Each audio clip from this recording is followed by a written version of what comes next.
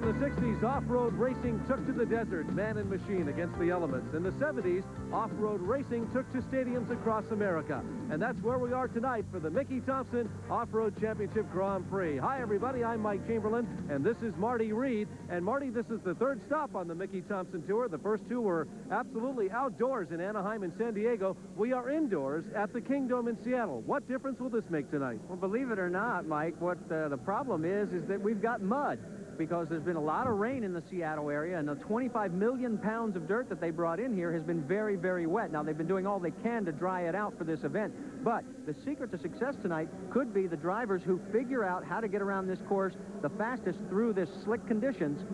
They'll be the ones to take home the checkered flag. Well, whoever would have thunk mud inside the Seattle Kingdome, but he's right. It's here today, and that's going to be one of the obstacles. Couple of drivers I want to throw at you. A couple of names that have been outstanding on the first two stops on the tour. The first one, Robbie Gordon. He's just owning the Grand National Truck. 20 years old, out of Orange, California, and the kid has no fear, and he has proven it by winning all three of the heat races and main event at our first stop at Anaheim, and then came back to win the final at San Diego. And literally, it's a question of, can anybody stop this young kid? He has got such a confidence factor that he's really so high. The top of the dome is about the only thing that's holding him in. There he is. I see him floating up at the top there. Let's talk about Frank Archiero. Here's a guy that is a two-time winner in the main events, driving the Super 1600. And this is a man who finished second to Robbie Gordon in the Super 1600s last year. Now that Robbie's gone, he says, thank goodness, the young kid's out of my way, and I can go romp with my brother Al. And these two have been battling back and forth, 1-2, pretty much in the first two rounds. And again, it's a situation where Frank Archiero has managed to figure out both the track conditions and get the high horsepower that he needs to get around the track first. Well, I'll guarantee you that our cameras will have their eyes on Robbie Gordon and Frank Archiero tonight, along with all the other forms of racing, and it's coming your way from the Seattle Kingdome. We'll be back with the Mickey Thompson Off-Road Championship Grand Prix after a quick timeout. The Mickey Thompson Off-Road Championship Grand Prix is brought to you by Budweiser, Beechwood Age, for that distinctively clean, crisp taste that makes Budweiser the king of beers. For all you do, this Bud's for you. Super 1600s online right now, the single-seat formula cars of off-road racing. This will be an 8-lap event, heat race number 1. In that front row, Larry Noel and Mitch Mustard. There's Mitch Mustard. Right. Good look at him as he concentrates. And Larry really put on a great show in qualifying. Now, it's going to be interesting. Track conditions have been constantly changing. We'll see who made the right adjustment. And here we go. Larry Noel takes the first turn onto himself, 35 years of age.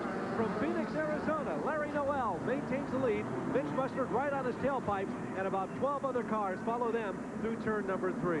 Jamming Jimmy Nichols almost got jammed into turn number 2, but he managed to come clean and is in third place right in front of Billy Beck.